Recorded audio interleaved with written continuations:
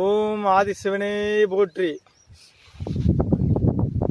இன்னைக்கு நம்ம பார்க்க இருக்கிறது மூலிகை சாப நிவர்த்தி, மூலிகை காப்பு கட்டுதல்.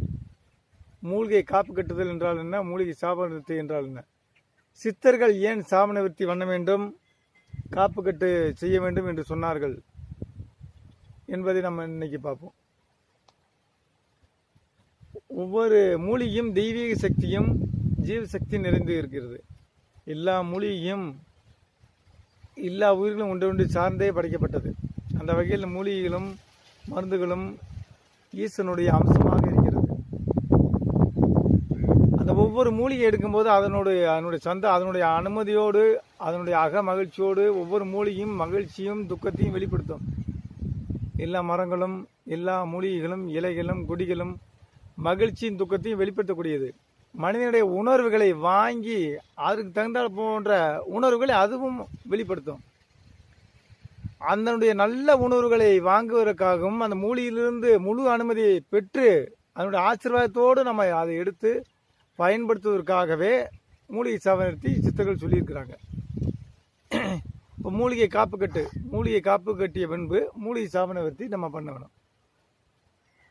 இப்போ மூலிகை காப்பு கட்டு முறையை இன்னைக்கு பார்ப்போம். சித்தர்கள் ஏன் பண்ணாங்க, எப்படி பண்ணுறாங்க, எந்த முறையில் பண்ணணும் அப்படிங்கிறத பார்ப்போம். இதுக்கு வெள்ளை நூல்கண்டு, மஞ்சள் பொடி, குங்குமம், விபூதி, இந்த எலுமிச்சம்பழம்.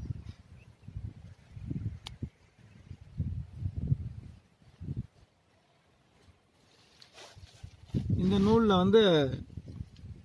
முதல்ல விபூதியை தடவணும். வெள்ளை சாதா நூலில் நம்ம இப்போ காப்பு கட்ட போகிறோம். ஒரு மூலிகைக்கு வைத்திய மூலிகையில் சாதாரணமாக எடுத்துக்கலாம்.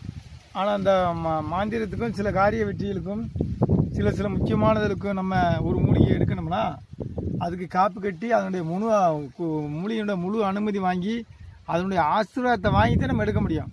அப்போத்தே அந்த மூலிகைக்கு உயிர் இருக்குங்கிறாங்க. உயிர் அறாமல் பிடுங்கு, வேர் அறாமல் பிடுங்கு, உயிர் அறாமல் பிடுங்கு என்று சித்தர்கள் சொல்லியிருப்பாங்க. அதனுடைய உயிர் அற்று போகாமல், அது சாபம் இல்லாமல் முழு மகிழ்ச்சியோடு நமக்கு நம்முடைய காரியங்களுக்கும் நன்மைக்கும் பயன்படுவதற்காண்டி சித்தர்கள் காப்பு கட்ட சொல்லியிருக்காங்க. அந்த வழியை பார்ப்போம். வெள்ளை நூலில், சுத்தமான தூய வெள்ளை நூலில் விபூதி தடவை, ரெண்டாவது மஞ்சப்படி ரெண்டாவது அடைக்கு, மூணாவது குங்குமம். இப்போ நம்ம காப்பு கட்ட வேண்டிய மூலிகை அம்மாமான் பச்சரிசி. இது ஒரு உதாரணத்துக்காகவும் எப்படி காப்பு கட்டுங்கிறதுக்காண்டி இதை நம்ம செஞ்சு காமிக்கிறோம். இப்போ நம்ம காப்பு கட்டுக்கிறதுக்கு முதல்ல நம்ம சில மந்திரத்தை சொல்லணும். இப்போ இந்த காப்பு கட்டுறதுங்கிறது எப்படிங்கிறது பார்த்துட்டு இதில் மஞ்சப்பொடி, குங்குமம், விபூதி போட்டுக்கணும். அடுத்தது கங்கா தேவியில் தண்ணி நீரில் முக்கிக்கணும். திரும்ப விபூதியை தடவி முதல் நீர் இல்லாமல் ஒரு தடவை, அடுத்து நீரோடு ஒரு தடவை தடவி இப்படி வச்சுக்கிறாங்க. அடுத்து நம்ம அந்த மூலிகையை அதை கெட்டும்போது சொல்ல வேண்டிய மந்திரம், அதுக்கு முன்னால் விபூதியை ஓம் 18 சித்தர்களை போற்றி, ஓம் நவநாத சித்தர்களை போற்றி, ஓம் ரிஷிமார்களை போற்றி, ஓம் குருமார்களை போற்றி என்ன ஒரு மஞ்சளையும் குங்குமையும் விபூதியும் நம்ம மூணையும் இதுக்கு படைச்சிடணும் முன்னால். அப்போ இதை கட்டும்போது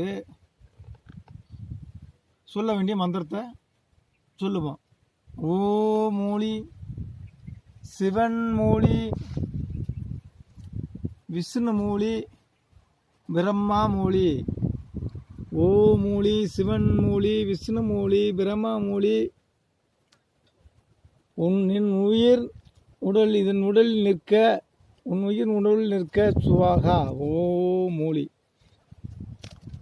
2 முடிச்சை நாம் போடணும். ஓ மூலி, சிவன் மூலி, பிரம்ம மூலி, விஷ்ணு மூலி. உன் உயிர் உன் உடலில் நிற்க சுவாகா. ஓம் ஓம் நம சிவாய. ஓம் சர்வமா சக்தி.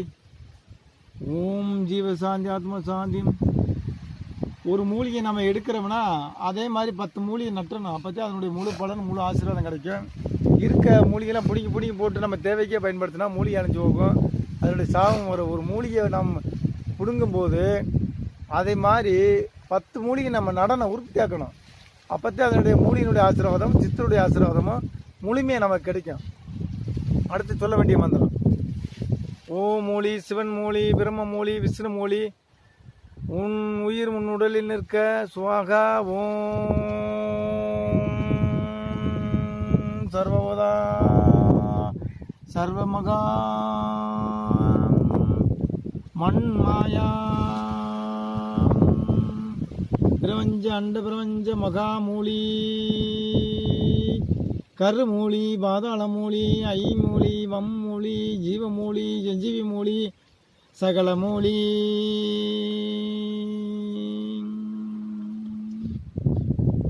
அடுத்து தேங்காவை உடைச்சிடணும்.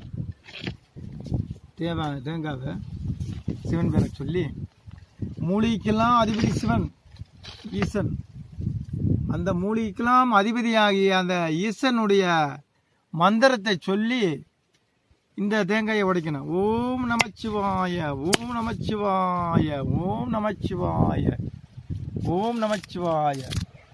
நீர் இடது கையில் இருக்கும் நீரை கங்காவை ஓம் கங்கா தேவி போற்றி, ஓம் சுத்த கங்கையை போற்றி, ஓம் ஆகாய கங்கையை போற்றி, ஓம் சிவகங்கையை போற்றி, ஓம் கங்கத்திரியை போற்றி போற்றி. இந்த தேங்காவுடைய நீரால் இதை வேரில் அபிஷேகம் செய்யணும். ஓம் மூலி மகாமூலி சர்வ வேளைக்கும் சர்வ விஷயங்களுக்கும் சர்வ காரியங்களுக்கும் நீ சித்தி தருவாயாக, சக்தி தருவாயாக, புத்தி தருவாயாக. ஓ மூலி.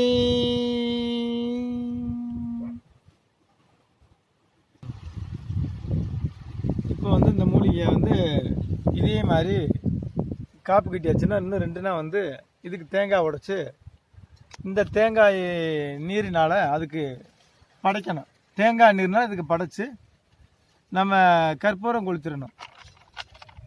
கற்பூரம் கொளுத்திட்டோம்னா அடுத்து கற்பூரத்தை பொருத்தணும். லேசாக எரிஞ்சாலே போதும், முழுமையாக எரியணுங்கிறது இல்லை. காற்றின் மட்டத்தால்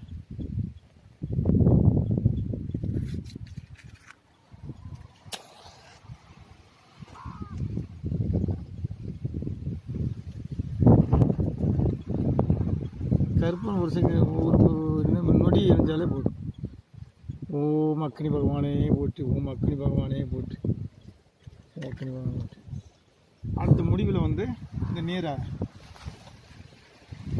ஓம் கங்காதேவியை போற்றி, ஓம் பூமாதேவியை போற்றி, ஓம் நிலமகளே போற்றி, ஓம் ஆஞ்சநேயாய போற்றி. மூலிகை சித்தியாக மூலிகையினுடைய சக்தி இதனில் நிற்க மூலிகை சக்தி முழுமையாக ஓம் காளி ஓம் கிரீம் ஐ மகா காளி என்று இதே மாதிரி 3 தடவை 3 நாள் நம்ம மந்திரம் சொன்னோம். 3ஆவது நாள் நம்ம எடுத்துடணும். எப்போ நம்ம இது பண்ணணும்னா அமாவாசைக்கு முதல்ல 2 நாளைக்கு முதல்ல நம்ம காப்பு கட்டிடணும். அமாவாசை அன்னைக்கு நம்ம இதே மாதிரி சொல்லி எடுத்துக்கலாம். அதே மாதிரி பௌர்ணமிக்கு 2 நாளைக்கு முதல்ல காப்பு கட்டி 3ஆவது நாள் பௌர்ணமி வரும்போது நம்ம நிறைவாக எடுத்துக்கலாம். இந்த மாதிரி எடுத்து மக்கள் நன்மைக்காகவும் நம்முடைய நன்மைக்காகவும் இந்த மூலிகையை நம்ம எடுத்து பயன்படுத்துவோம். ஒரு மூலிகை எடுக்கிறோம்னா 10 மூலிகை நம்ம உண்டாக்கணும். ஒரு உண்டாக்கத்தை சித்தர்கள் சொல்லியிருக்காங்க, பல மூலிகையை உண்டாக்க சொல்லியிருக்காங்க. காகமும் பறவைகளும் ஒரு பழத்தை வேப்ப மலம் இதுகளை சாப்பிட்டுட்டு அந்த நன்றியை அதனுடைய மலத்தினச்ச மூலம் அதை விதைகளை பரப்பி விடுது. 10 பழம் சாப்பிடுதுன்னா 100 மரத்தை உருவாக்குது பறவைகள் எல்லாம். அதே மாதிரி பறவைகளே அதை அனுப்பிச்சு விட்டு ஆகாரமாக சாப்பிட்டுட்டு அதனுடைய விதைகளை பரப்பும்போது நம்ம இதனுடைய பயனை அனுபவிச்சுட்டு இதனுடைய விதைகளையும் இதனுடைய இனத்தையும் நம்ம காக்கணும். ஓம் காளி ஓம் நமச்சிவாய. 3ஆவது நாள் மரக்குச்சியில் இரும்பு குச்சியை ஒரு மூலிகை முக்கியமான விஷயங்களுக்கு இருக்கக்கூடிய மூலிகை. இரும்பு குச்சிலையும் பயன்படுத்தக்கூடாது, மரக்குச்சியில தான் அதை தோண்டி நம்ம எடுத்துக்கணும். 3ஆவது நாள் அதனுடைய அந்த மரக்குச்சியை வச்சே தோண்டி அதனுடைய வேரை நம்ம எடுத்துக்கலாம். எடுத்து நம்ம பயன்படுத்திக்கலாம். என்னென்ன தேவைகளுக்கும் என்ன காரியங்களுக்கும் நல்ல காரியங்களுக்கும் நம்ம பயன்படுத்திக்கலாம். ஓம் காளி ஓம் நம சிவாய.